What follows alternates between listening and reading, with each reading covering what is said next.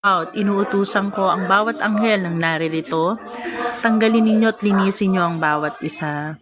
Napakaswerte lamang ng mga taong nakikinig sapagkat ngayon ang araw na kayo lilinisin ng ating Panginoon.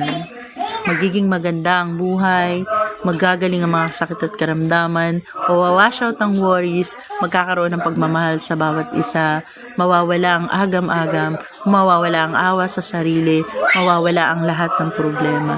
By the power of Jesus Christ, by the power of God who created us, by the power of Holy Spirit.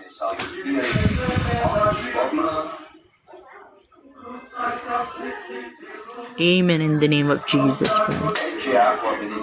Guys, pakiramdaman nyo po yung mga katawan nyo. Pakiramdaman nyo kung umiinit siya, Father God, paramdam mo po sa kanila.